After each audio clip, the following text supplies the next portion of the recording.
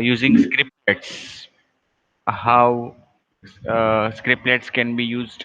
Actually, our topic is how to write Java code in JSP page. We have discussed three ways. Uh, we have discussed that there are three ways to directly insert Java code in JSP page. Uh, we have discussed two of them, that is JSP script, JSP expressions, and another one is JSP scriptlet. So last time when we have our lecture of JWT, we have discussed this code. Okay. At last, we have discussed a few examples of scriptlets. Okay. Now, the next topic belongs to scriptlet itself, and in this topic, we will discuss how scriptlets can be used to make parts of the JSP page conditional. For example, we know that कि JSP JSP का use हम कब करेंगे, जब हमें presentation मतलब कि client को कुछ प्रेजेंट करना हो, क्लाइंट को कुछ डिस्प्ले करना हो रिजल्ट, तब। अब कई बार ऐसा हो सकता है कि आपको कंडीशनली क्लाइंट को कुछ डिस्प्ले करना है, प्रेजेंट करना है, मतलब कि सपोज आपके पास कोई एक कंडीशन है, suppose that condition is true, then you want to display something else, you want to display something else। ये मतलब कुछ भी कंटेंट है आपका, एक लाइन या दो लाइन या काफी सारी लाइंस, लेकिन करना क्या है आपको, आपके पास दो आउटपुट है और किसी कंडीशन के इवेल्यूशन पे आप क्लाइंट को दोनों में से एक आउटपुट डिस्प्ले करना चाहते हो, या आपके पास एक से ज्यादा आउटपुट्स है कि जो क्लाइंट को बताए जा सकते हैं depending on some condition, like switch case और मल्टीपल कंडीशंस।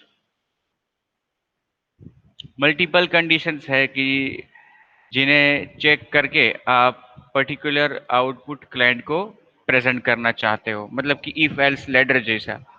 तो जेएसपी का पेज, अब जेएसपी का पेज अगर हम जावा कोड न लिखे उसमें, तो जेएसपी का पेज तो very similar to HTML page, है ना।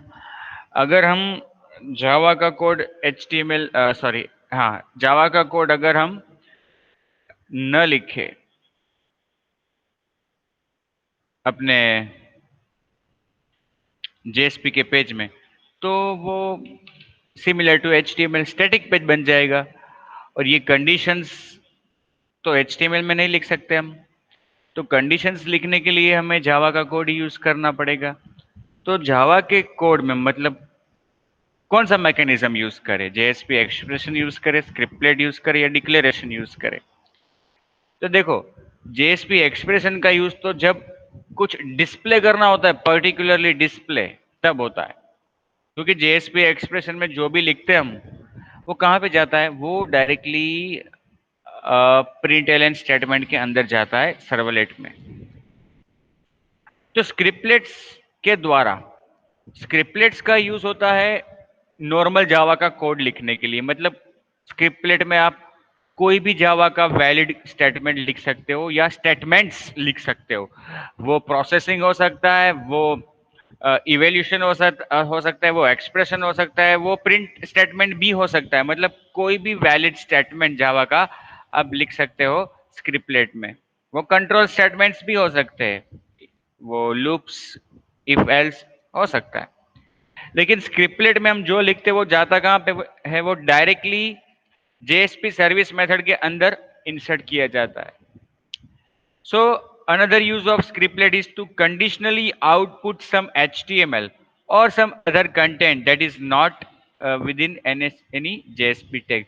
ऐसा मतलब कुछ हम आउटपुट प्रस्तुत करना चाहते हैं क्लाइंट को, ठीक है।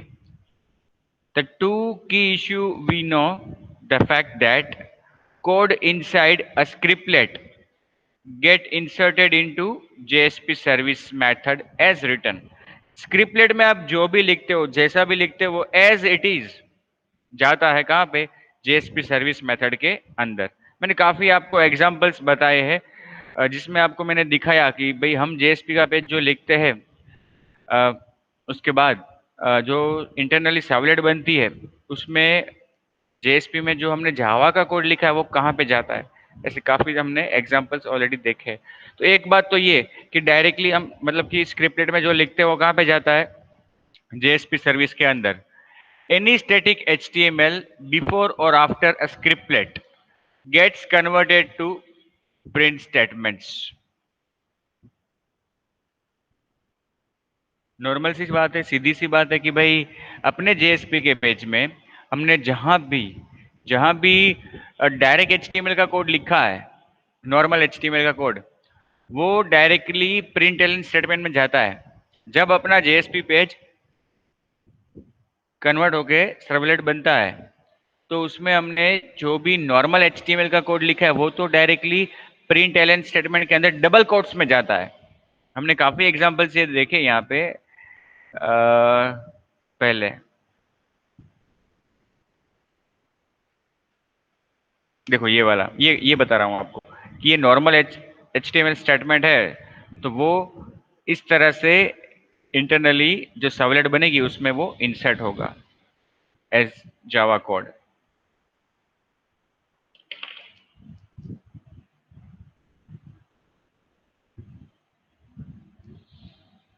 From the, yes. तो इसका मतलब ये हुआ कि स्क्रिप्टलेट के पहले या स्क्रिप्टलेट के बाद हमने जो भी एचटीएमएल का कोड लिखा है, प्योर एचटीएमएल का कोड, वो डायरेक्टली प्रिंट एलिमेंट स्टेटमेंट के अंदर ही जाएगा। From this behavior, we can say that it is not necessary for scriptlets to have complete Java statements or blocks। इसका मतलब तो ये हुआ कि ऐसा आवश्यक नहीं है कि स्क्रिप्टलेट में जो आप कोड लिखते हो वो कंप्लीट ही होना चाहिए। मतलब कि अगर आपने स्क्रिप्टलेट में किसी ब्लॉक को ओपन किया है, कर्ली ब्रैकेट ओपन किया है, तो उसी स्क्रिप्टलेट में वो क्लोज हो जाए ऐसा कंपलसरी नहीं है। उसे आप नेक्स्ट स्क्रिप्टलेट या कहीं और भी क्लोज कर सकते हो।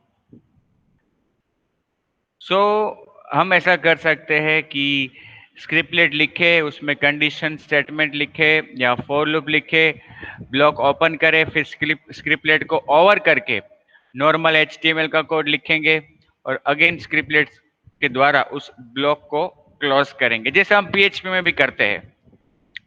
क्योंकि कंडीशन हमें चेक करनी है वो हमें जावा के कोड के जरिए करनी है, और क्लाइंट को जो आउटपुट प्रस्तुत करना है वो हमें एचटीएमएल के जरिए करना है। तो स्क्रिप्टलेट लिखेंगे, उसमें कंडीशन लिखेंगे, ब्रैकेट ओपन करेंगे, फिर स्क्रिप्टलेट को क्लोज कर देंगे, फिर नॉर्मल एचटीएमएल का कोड जो हमें आउटपुट करना है उसके बाद स्क्रिप्टलेट लिखकर उस ब्लॉक को क्लोज करेंगे। सो क्या मैं कहना चाहता हूँ आपको, क्या समझाना चाहता हूँ, देखो यहाँ पे ये वो एग्जाम्पल दिया है, सिंपल सा एग्जाम्पल सी।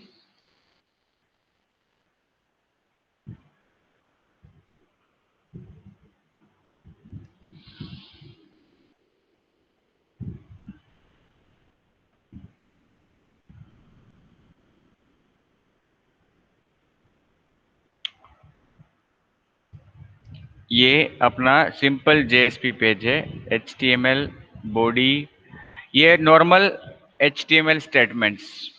अब देखो यहाँ पे स्क्रिप्टलेट लिखा है, क्या लिखा है, ये स्क्रिप्टलेट है। स्क्रिप्टलेट के अंदर एक कंडीशन लिखी है, if math dot random is less than 0.5। Math class की जो एक जावा का लाइब्रेरी का क्लास है, बिल्ट इन फाइनल क्लास है, उसकी मेथड यहाँ पे कॉल की है रैंडम। रैंडम मेथड जो है वो हमें वैल्यू देती है 0 से 1 के बीच में कोई भी रैंडम वैल्यू। ओके, तो हमने यहाँ पे चेक किया, कंडीशन क्या लिखी कि भाई अगर मैथ डॉट रैंडम से जो वैल्यू मिलती है हमें वो 0.5 से स्मॉल है, लेस है। ओके, ऐसी कंडीशन लिखी, फिर ब्रैकेट ओपन किया कंडीशन के बाद, मतलब ब्लॉक ओपन किया, फिर यहाँ पे स्क्रिप्टलेट को ओवर कर दिया, स्क्रिप्टलेट को यहाँ पे ओवर कर दिया। तो कंडीशन तो चालू है, कंडीशन का जो ब्लॉक है वो तो ओपन ही है, वो क्लोज नहीं हुआ है।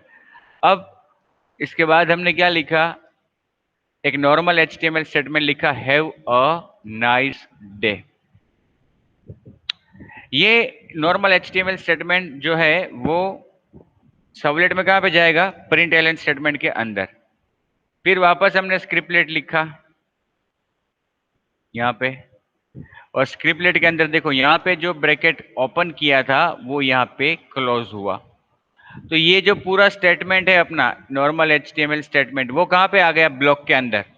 सर्वलेट जो बनेगी ना अनुवाद से, ट्रांसलेशन से, उसमें ये हैव अ नाइस डे कहाँ पे जाएगा? इफ कंडीशन के बाद जो ब्लॉक है उसके अंदर। फिर एल्स लिखा हमने, वो भी स्क्रिप्टलेट में, ब्लॉक ओपन किया। फिर क्या लिखा हमने? हैव अ लूजी डे, मतलब कि अगर वो 0.5 से ग्रेटर है या 0.5 है रिटर्न वैल्यू, तो हमने डिस्प्ले कर दिया have a lousy day. Just for an example, और कुछ मकसद नहीं है इस पेज का, लेकिन यहाँ पे जस्ट फॉर एन एग्जांपल हमने टेस्टिंग किया कि अगर हमें हमें क्लाइंट को जो आउटपुट देना है वो दो चीज है, या तो हमें उसको डिस्प्ले करना है हैव ए नाइस डे, या तो हमें उसको डिस्प्ले करना है हैव अ लूजी डे। लेकिन कौन सा आउटपुट प्रस्तुत करना है ये डिपेंड करता है एक कंडीशन पे, रैंडम वैल्यू। अगर रैंडम वैल्यू जो जनरेट होती है वो 0.5 से कम है तो हम उसको डिस्प्ले करेंगे हैव अ नाइस डे। अगर रैंडम वैल्यू जनरेट जो होती है वो 0.5 या उससे बड़ी है तो हम डिस्प्ले करेंगे हैव अ लूजी डे। ठीक है, ऐसा करने के लिए हमने यहाँ पे ये कंडीशन लिखी जेएसपी स्क्रिप्टलेट। देखो ऊपर पीछे मतलब कि यहाँ पे आउटपुट भी दिया है have a nice day.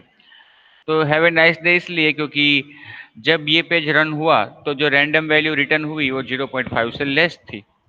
Refresh करेंगे वापस इस पेज को तो हो सकता है कि हैव अ लूजी डे भी आ जाए, क्योंकि जो वैल्यू जनरेट होती है यहाँ पे वो तो बदलती रहती है, रैंडम वैल्यू है तो फिक्स नहीं होती कि कौन सी वैल्यू आएगी।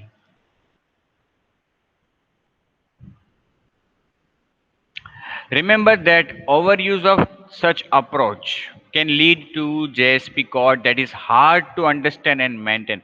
हाँ, देखो जरूरत पड़ती है आपको तो ऐसा कोड लिखो जो अभी दिखाया पिछले पेज पे, जो अभी पिछले पेज पे दिखाया ऐसा कोड जरूरत पड़े तो लिखो, अदरवाइज मत लिखो, क्योंकि ये आपके कोड को ज्यादा क्लमजी कर देगा, है ना, क्योंकि ब्रैकेट को ऊपर ओपन किया। ये इस एग्जाम्पल में जो अभी हमने देखा उसमें इफ के अंदर केवल एक स्टेटमेंट था, लेकिन हो सकता है कि ज्यादा भी लिखो आप तो फिर मैनेज करना हार्ड हो जाएगा। इसलिए अगर आवश्यकता है, मतलब आपको कंडीशनली कुछ आउटपुट करना है या जरूरत है तो ही ऐसा लिखो, otherwise not. Avoid it to conditionalize large sections of HTML. We should try to keep the JSP page focused mainly on presentations. जरूरत है तो ही ऐसा करो, ओवर यूज ना करो, जरूरत के बिना ऐसा कंडीशनली आउटपुट ना करो, या ऐसे ब्लॉक बनाओ और उसमें बीच में HTML का नॉर्मल कोड लिखो फिर ब्लॉक को क्लोज करो, ऐसा मत करो। जरूरत है तो करो, क्योंकि अतिरिक्त उपयोग इसका आपकी एप्लीकेशन के परफॉर्मेंस पे असर कर सकता है, और आपको भी जब कोई एरर या कुछ ढूंढना हो तो आपको भी ज़्यादा समय या तकलीफ हो सकती है। तो कहने का मतलब कि जेएसपी पेज का जो मेन उद्देश्य है, जो काम है, वही उसमें करो। जेएसपी का मेन पर्पस, मेन काम प्रेजेंटेशन, तो वही उसमें करो। जावा का कोड भले ही हम अलग अलग तरह से लिख सकते हैं जेएसपी के पेज में, लेकिन जरूरत हो और जितनी जरूरत है उतना ही लिखना चाहिए। जरूरत ना हो तो जावा का कोड नहीं लिखना चाहिए। Okay, has anybody doubt in scriptlets friends? अभी जो हमने देखा स्क्रिप्टलेट का एग्जांपल और स्क्रिप्टलेट का डिस्कशन जो हमने आज ओवर किया, has anybody any doubt? No, sir. Anybody else?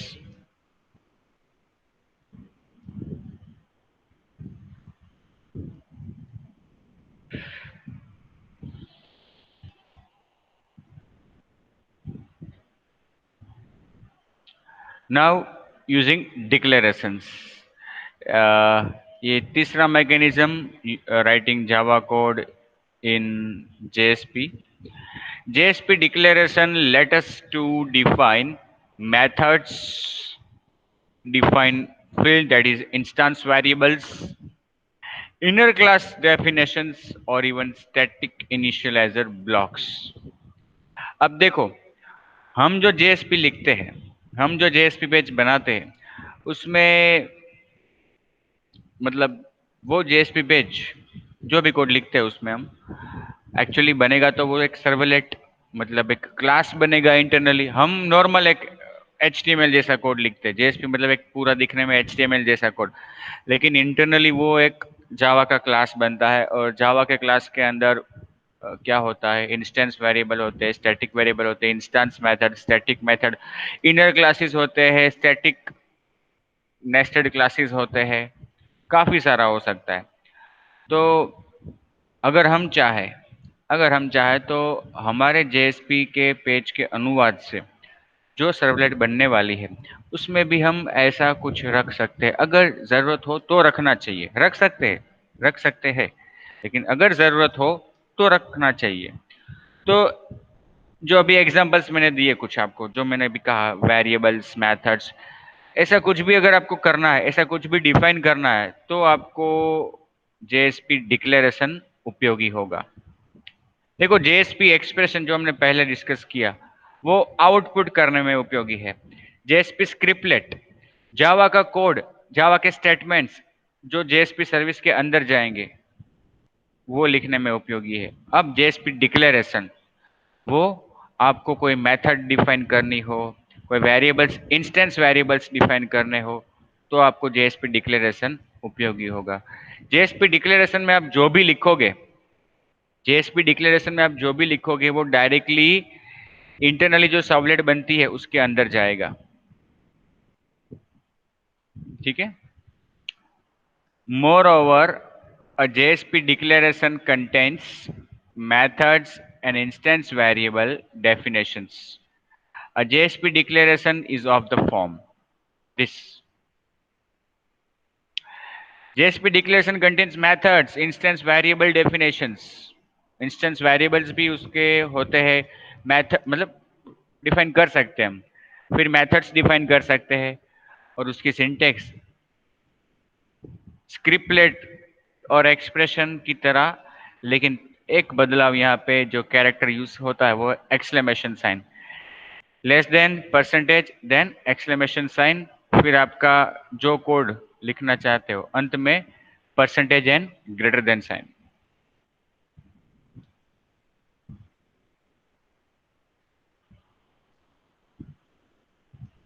ये सिंटेक्स है जेएसपी डिक्लेरेशन का। The code that we write as JSP declaration gets inserted into the servlet class outside JSP service method. कहने का मतलब, आप यहाँ पे जो भी कोड लिखते हो, JSP डिक्लेरेशन के जरिए जो भी कोड लिखते हो, वो डायरेक्टली कहाँ पे जाता है? क्लास के अंदर, सर्वलेट क्लास के अंदर, JSP सर्विस मेथड के बाहर। क्योंकि JSP एक्सप्रेशन और JSP स्क्रिप्टलेट में जो भी लिखा हमने, जो भी लिखते हैं वो जाता है जेएसपी सर्विस मेथड के अंदर, लेकिन जेएसपी डिक्लेरेशन के जरिए जो भी लिखेंगे वो कहां पे जाएगा?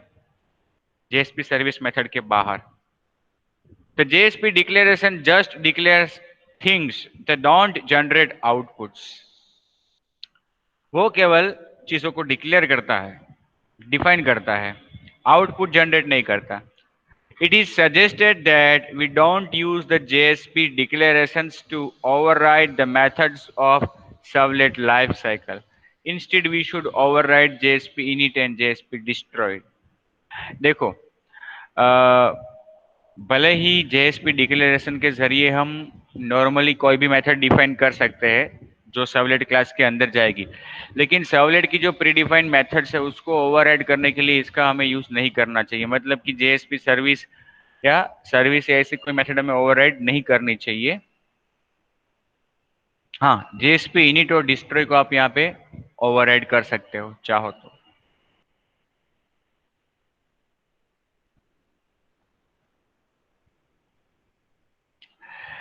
JSP servlet correspondence. Let's have an example of JSP using declarations. It is to be noted that it doesn't matter whether the declaration code goes before or after the JSP service. Class का structure तो आपको पता है कि class में कोई भी चीज कहीं पे भी लिख सकते हैं। ऐसा नहीं है कि भाई मेन, फॉर एग्जांपल हम जब जावा का कोर जावा का प्रोग्राम लिखते हैं तो इसमें यह जरूरी नहीं है कि भाई सबसे पहले मेन मेथड ही होनी चाहिए, उसके बाद दूसरी मेथड, या मेन मेथड अंत में ही होनी चाहिए। ऐसा कुछ नहीं है। अगर मेन मेथड है तो वो कहीं भी लिख सकते हो। इंस्टेंस मेथड्स है वो भी आप मेन के ऊपर नीचे कहीं भी लिख सकते हो। स्टैटिक मेथड्स भी मेन के ऊपर या नीचे कहीं भी लिख सकते हो। मीनिंग उसका वही का वही रहता है ना। तो यहाँ पे भी वही बात बताई है आपको कि जेएसपी डिक्लेरेशन के जरिए आप जो भी लिखो वो कहीं भी जा सकता है, जेएसपी सर्विस के ऊपर या जेएसपी सर्विस के बाद में, उसका मीनिंग तो एज इट इज रहेगा।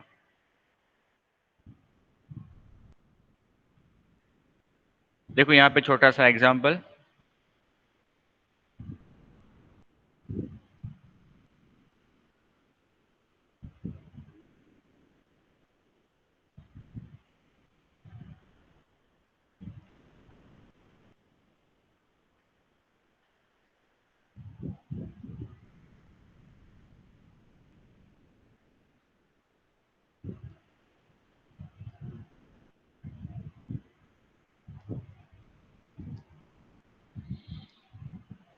हम्म। देखो यहाँ पे ये जो पेज है उसमें HTML head H1 using JSP declaration H1 head body, इतना जो कोड है वो नॉर्मल HTML का कोड है। ठीक है। उसके बाद यहाँ पे JSP declaration less than percentage greater than, sorry, exclamation. Is it visible to all? Yes, sir. Hello.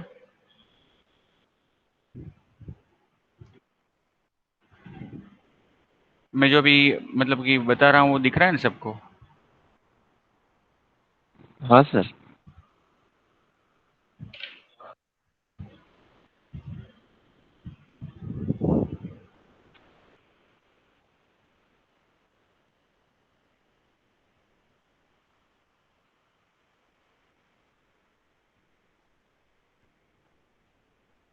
Code दिख रहा है ना सबको? कोड?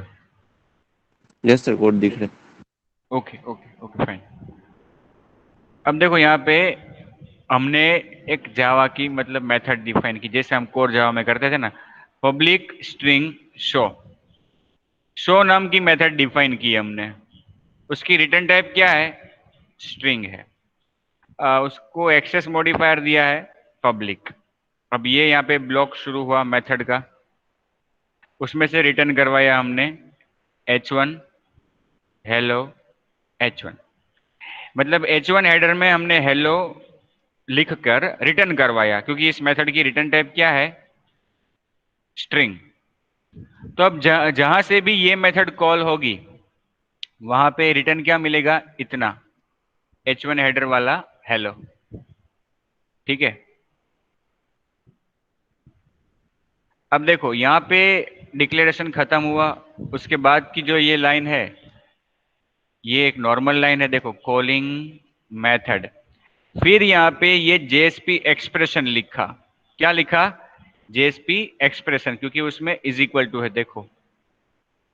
और यहां से हमने कॉल किया मेथड को, शो को, ये वाली, क्योंकि ये जो स्टेटमेंट है वो भी सेम क्लास में ही जाएगा और शो मेथड भी सेम क्लास में ही डिफाइन हुई है। ये पूरा पेज इंटरनली तो एक सर्वलेट में ही जाता है, ये पूरा कोड। इसलिए शो मेथड जो है वो सर्वलेट में एक सेपरेट मेथड डिफाइन होगी और हम उसको कॉल कर रहे हैं जेएसपी एक्सप्रेशन के अंदर से, मतलब कि जेएसपी सर्विस मेथड के अंदर से ये मेथड कॉल होगी शो।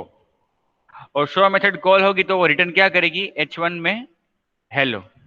तो यहाँ पे आउटपुट में क्या आएगा? कॉलिंग मेथड और बाजू में H1 में हेलो, मतलब कि वो नीचे जाएगा हेलो आउटपुट। देखो यहाँ पे ऊपर बताया हुआ है, see using JSP declaration calling method और फिर H1 हेडर में डिस्प्ले हुआ हेलो।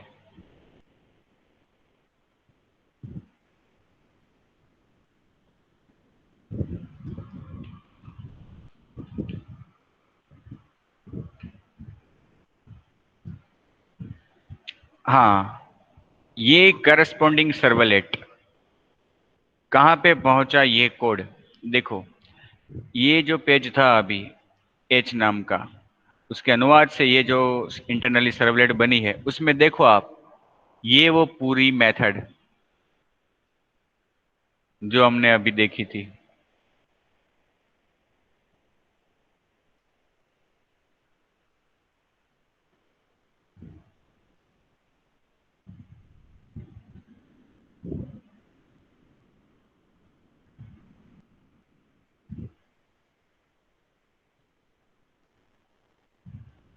देखो,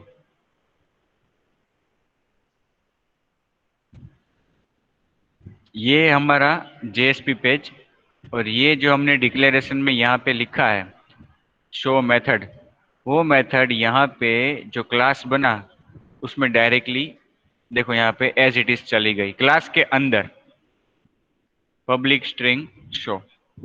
फिर दूसरा बहुत कुछ है उसमें, लेकिन कहने का मतलब क्लास के अंदर डायरेक्टली ये मेथड एज इट इज चली गई। ये होता है JSP declaration. XML syntax for JSP declaration is very similar to the JSP expressions and scriptlets.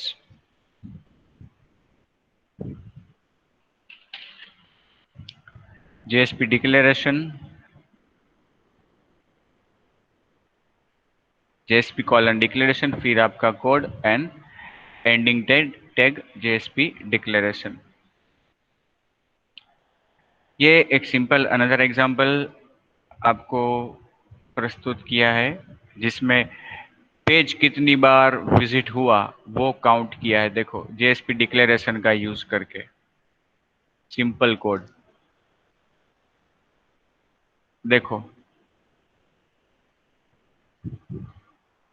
HTML head title tag using declaration title over head over, then body, body के अंदर हमने h1 header में display किया using declaration and h1 over.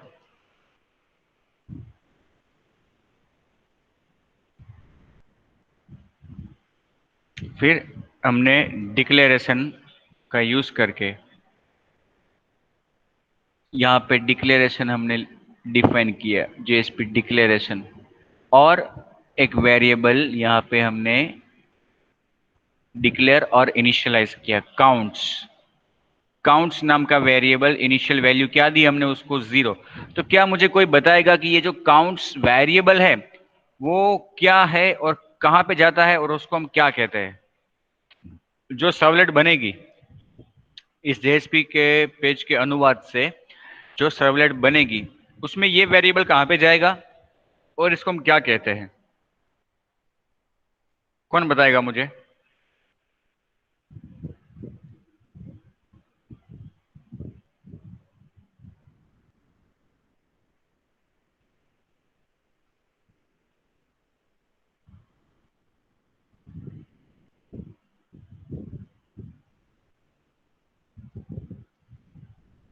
Yes, anybody.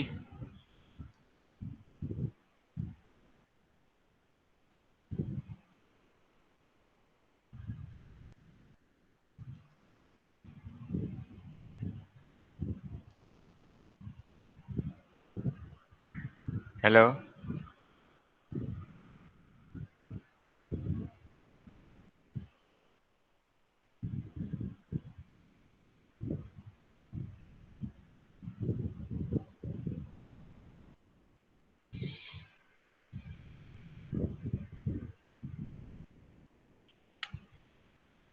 देखो, ये जो declaration में हम लिखते हैं वो डायरेक्टली क्लास के अंदर जाता है, किसी भी मेथड के बाहर जाएगा ये, क्योंकि ये मेथड में नहीं लिखा है। तो ये जो काउंट्स वेरिएबल हमने लिखा वो इंटरनली जो सर्वलेट बनेगी, जो भी उसका नाम हो,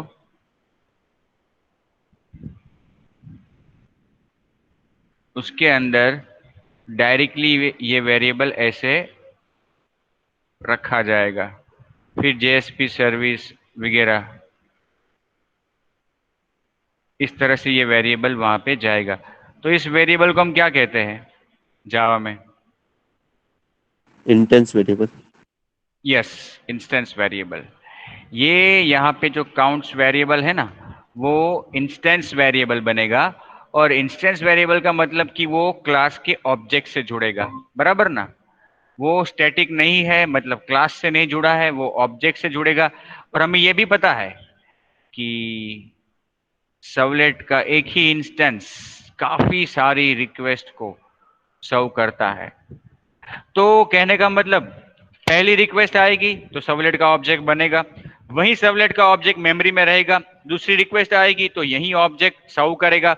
तीसरी रिक्वेस्ट आएगी तो यही ऑब्जेक्ट सर्व करेगा।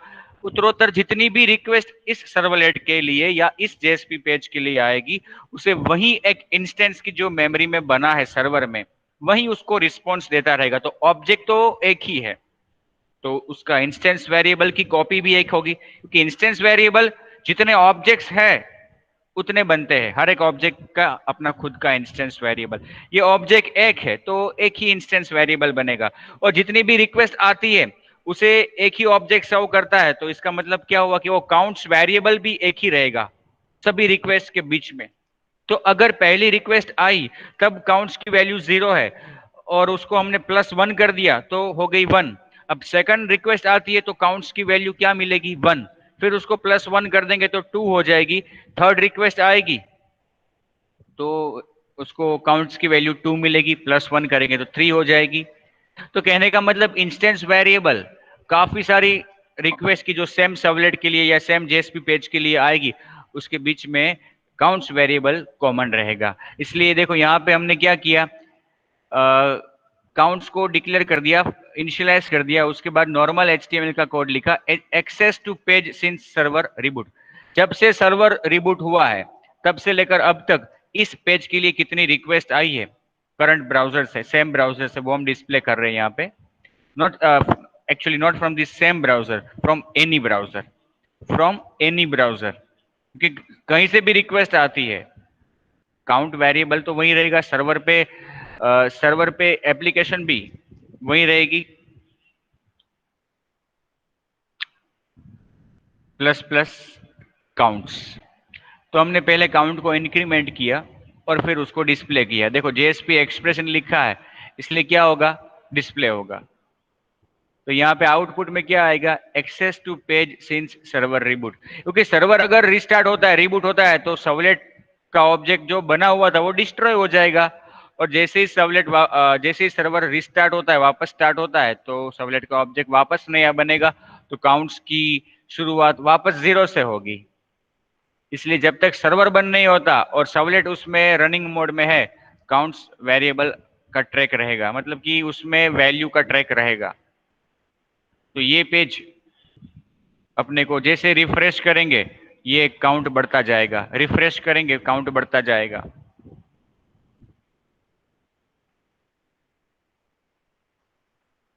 किसी और ब्राउजर से भी अगर रिक्वेस्ट आती है तो भी ये जो फिगर है यहाँ पे काउंट का जो चेंज हुआ है वो ट्रैक होगा। ऐसा नहीं होगा कि भाई वो ब्राउजर के मुताबिक चेंज करेगा, चेक करेगा, ऐसा नहीं है, क्योंकि ये कुकी के आधारित नहीं है, ये इंस्टेंस वेरिएबल है। कुकी की बात करें तो वो ब्राउजर से जुड़ी है, ये इंस्टेंस वेरिएबल तो सर्वर पे डिफाइन हुआ है। ऑब्जेक्ट सर्वर पे बना है सर्वलेट का, रिक्वेस्ट कहीं से भी आए उस सर्वलेट के लिए वही ऑब्जेक्ट सभी रिक्वेस्ट को सर्व करेगा। इसलिए ये वेरिएबल सभी रिक्वेस्ट के बीच में प्रिजर्व करेगा अपनी वैल्यू को। आया समझ में? एक छोटा सा एग्जांपल जिसमें हम काउंट कर सकते हैं कि कितनी रिक्वेस्ट अब तक आई। Has anybody any doubt friends in this example? No sir. Using predefined variables. अब देखो पहले से कई बार अब तक बात हो गई कि हमने प्रीडिफाइंड वेरिएबल्स को यूज कर सकते हैं। काफी सारे प्रीडिफाइंड वेरिएबल्स अपने को मिलते हैं जेएसपी सर्विस मेथड के अंदर भी, हम उनको यूज कर सकते हैं। अब यहाँ पे बात हो रही है जेएसपी डिक्लेरेशन की। तो उसमें भी देख ले। As we are already aware that a JSP changes the method name to JSP service. Yes, normal servlet हम जो लिखते हैं उसमें डू गेट मेथड होती है। यहाँ पे जेएसपी पेज जो है उसके अनुवाद से जो सर्वलेट बनती है उसमें क्या नाम होता है, जेएसपी सर्विस, सर्विस के बजाय। It uses a JSP writer instead of print writer.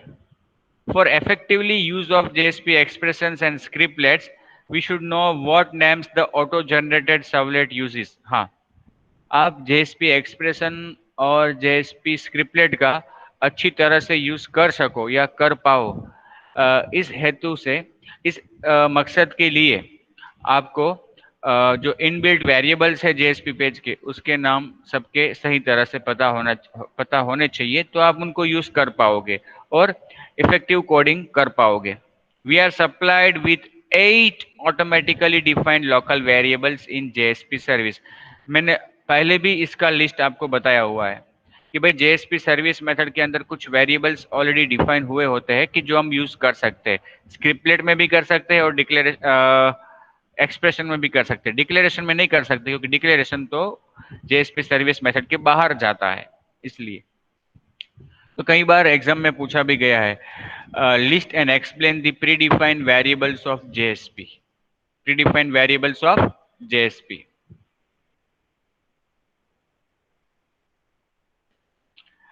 These variables are part of JSP service method, so they are not available to the code outside this method. JSP service method के बाहर का जो code है उसको ये variables available नहीं है। इसका मतलब डिक्लेरेशन में ये वेरिएबल्स अवेलेबल नहीं है, लेकिन हम उसको पास कर सकते हैं। If we want a separate method to have access to these variables, we can pass them, है ना।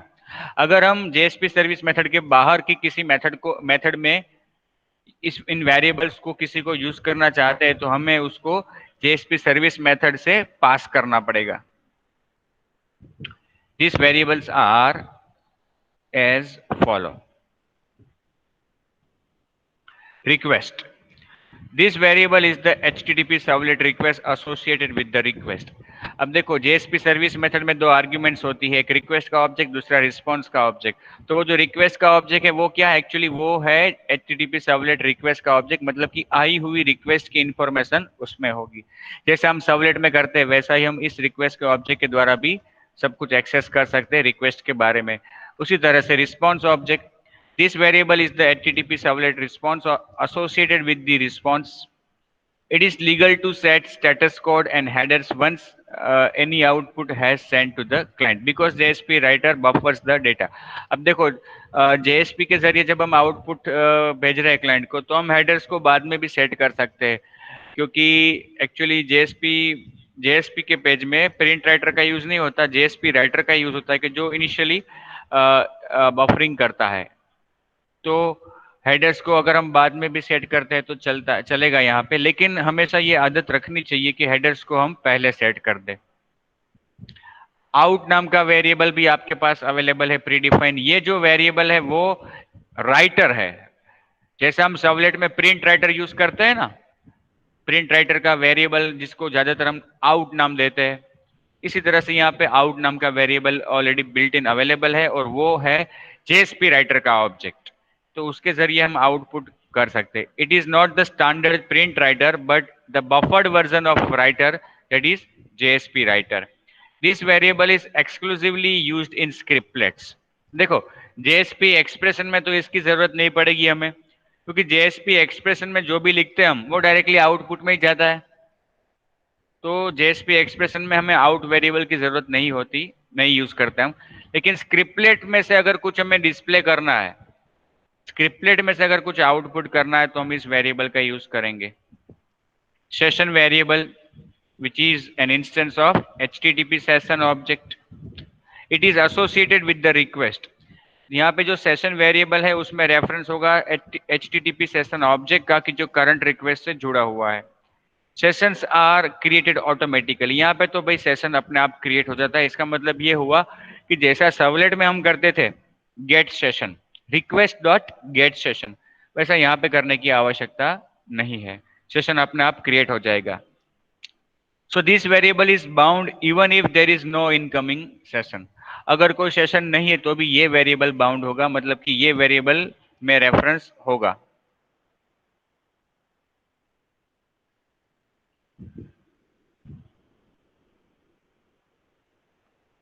Application. This variable is the servlet context instance. Servlets and JSP can store persistent data in this object rather than an instance variable. देखो मैंने आपको पहले एक बार कहा था कि सर्वलेट कंटेक्स्ट नाम का एक इंटरफेस है यहाँ पे जिसका ऑब्जेक्ट सभी सर्वलेट्स और जेएसपी के पेज में शेयर होता है। मतलब हमारी एप्लीकेशन में जितने भी जेएसपी पेज या जितने भी सर्वलेट है उन सभी के बीच में सर्वलेट कंटेक्स्ट का ऑब्जेक्ट एक ही रहता है और वो ऑब्जेक्ट ऐसा है कि जिसके अंदर आप कुछ डेटा रख सकते हो। तो सपोज कि मैंने एक सर्वलेट कंटेक्स्ट के अंदर कुछ डेटा रखा तो वो डेटा मैं उसी सर्वलेट कंटेक्स्ट से जेएसपी के पेज में से निकाल कर यूज कर सकता हूँ। मतलब कि शेयरिंग करना है तो इसमें डेटा रख के हम शेयर कर सकते हैं क्योंकि ये पूरी एप्लीकेशन के बीच में एक ही रहता है सर्वलेट कंटेक्स्ट का ऑब्जेक्ट। तो सर्वलेट में हमें सर्वलेट कंटेक्स्ट का ऑब्जेक्ट रिट्रीव करना पड़ता है, बनाते नहीं हम, सर्वर बनाता है उसको, हम उसको रिट्रीव करते हैं गेट सर्वलेट कंटेक्स्ट मेथड के जरिए। हमने इसको देखा था जब हमने रिस्पॉन्स का चैप्टर डिस्कस किया और कंटेंट डिस्पोजिशन हेडर मैंने आपको जब डेमोस्ट्रेट किया कि हम इमेज पीडीएफ सेंड कर सकते हैं क्लाइंट को, तब हमने इमेज के वक्त ये यूज किया था गेट सर्वलेट कंटेक्स्ट मेथड के जरिए। लेकिन जेएसपी के पेज में वो तो ऑलरेडी अवेलेबल ही है और उसका नाम क्या है वेरिएबल का एप्लीकेशन। तो जेएसपी के पेज में से सर्वलेट कंटेक्स्ट को रिट्रीव करने के लिए यहाँ पे हमें वेरिएबल दिया गया है एप्लीकेशन, हम यूज कर सकते हैं। अब मैंने जैसे कि बताया कि आप उसमें कुछ डेटा रखना चाहते हो सर्वलेट कंटेक्स्ट के अंदर या निकालना चाहते हो तो आपके पास मेथड है set attribute and get attribute. Set attribute में दो आर्ग्यूमेंट पास होगी की और वैल्यू, और गेट एट्रीब्यूट में एक आर्ग्यूमेंट पास होगी ओनली की। जो की हम पास करेंगे उसकी वैल्यू रिटर्न होगी। The advantage of using servlet context to store data as against instance variable is that servlet context is shared by all the servlets and JSP in a web application. अगर हम instance variable लेते हैं और उसमें कुछ data share करेंगे तो क्या होगा कि वो उसी पेज के लिए मर्यादित रहेगा। उस पेज मतलब कि दैट पर्टिकुलर जेएसपी पेज और सर्वलेट के लिए वो एक्सेसिबल रहेगा, लेकिन उसके बाहर वो एक्सेसिबल नहीं होगा। सर्वलेट कंटेक्स्ट जो है वो तो कहीं भी एक्सेस हो सकता है।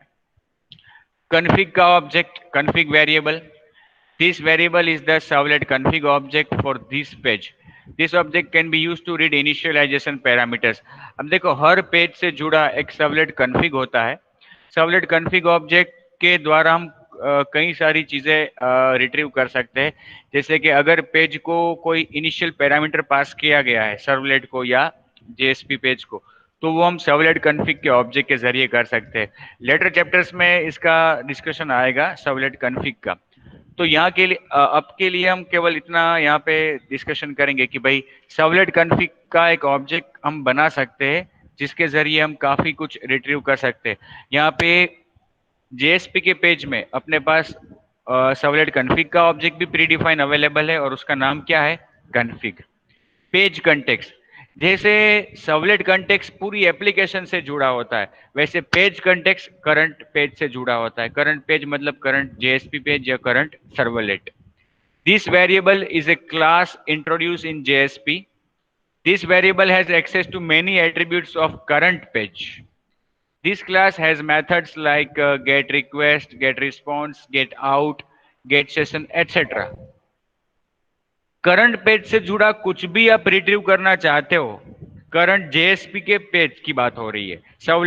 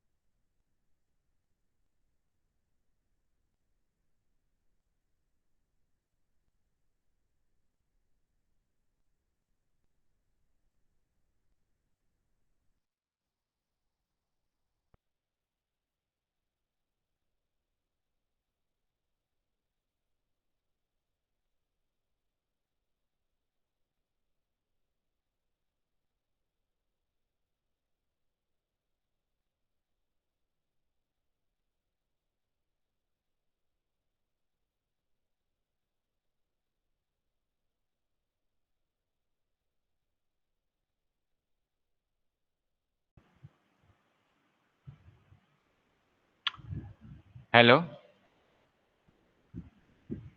हेलो। Yes sir. मैं लेफ्ट हो गया था क्या?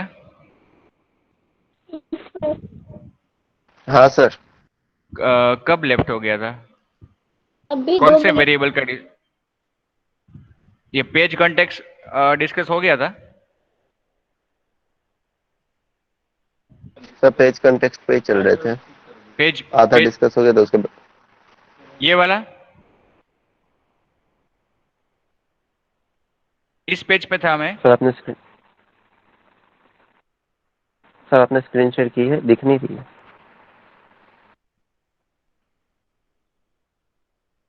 Screen wait wait.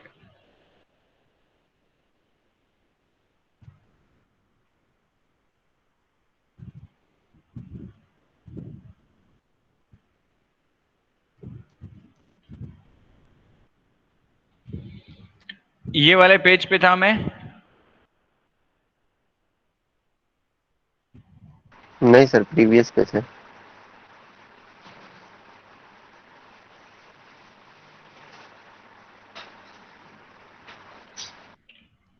ये पेज या प्रीवियस पेज? ये सर पेज कंटेक्स्ट वाले पे। Page context. ओके, तो यस यहाँ पे हाँ, पेज कंटेक्स्ट में क्या बताया गया कि पेज कंटेक्स्ट एक ऐसा ऑब्जेक्ट है जिसके द्वारा आप करंट पेज से जुड़ी दूसरी इंफॉर्मेशन रिट्रीव कर सकते हो। Current session, current request, current response, writer का ऑब्जेक्ट, जेएसपी राइटर का ऑब्जेक्ट, एटसेट्रा। तो जैसा कि मैंने शुरू में बताया कि ये जो वेरिएबल्स है वो अवेलेबल है जेएसपी सर्विस मेथड के अंदर। जेएसपी सर्विस मेथड के बाहर ये वेरिएबल्स अवेलेबल नहीं है। तो जेएसपी सर्विस मेथड के बाहर किसी और मेथड में आप इन वेरिएबल्स को यूज करना चाहते हो तो कर सकते हो, लेकिन आपको यहाँ से उनको एज ए आर्ग्यूमेंट पास करना पड़ेगा। तो सपोज कि आपको कोई एक ऐसी मेथड डिफाइन करनी है जिसमें आपको रिक्वेस्ट यूज करना है, रिस्पॉन्स यूज करना है और सेशन भी यूज करना है, तीनों वेरिएबल्स। तो आप इन तीनों को पास करोगे, तीन वेरिएबल्स पास करोगे, तीन आर्ग्यूमेंट्स पास करोगे। लेकिन ये तीनों को अलग अलग पास करने के बजाय आपके पास दूसरा विकल्प ये है कि आप केवल एक ही ऑब्जेक्ट पास करो, और वो कौन सा? पेज कंटेक्स्ट का। इससे क्या होगा, पेज कंटेक्स्ट का ऑब्जेक्ट आपने पास किया तो वहां पे उस मेथड में पेज कंटेक्स्ट का ऑब्जेक्ट मिलेगा, और उस ऑब्जेक्ट के जरिए हम गेट रिक्वेस्ट को कॉल करके रिक्वेस्ट को रिट्रीव कर सकते हैं, गेट रिस्पॉन्स को कॉल करके रिस्पॉन्स रिट्रीव कर सकते हैं, गेट सेशन को कॉल करके सेशन भी रिट्रीव कर सकते हैं। तो कहने का मतलब अलग अलग पैरामीटर्स पास करने के बजाय केवल एक पैरामीटर पास करो, पेज कंटेक्स्ट, अगर जरूरत है तो। यहाँ पे देखो लिखा है, it would be nice to pass this object instead of passing different objects. अलग अलग ऑब्जेक्ट्स पास करने के बजाय केवल इस एक ऑब्जेक्ट को पास करो।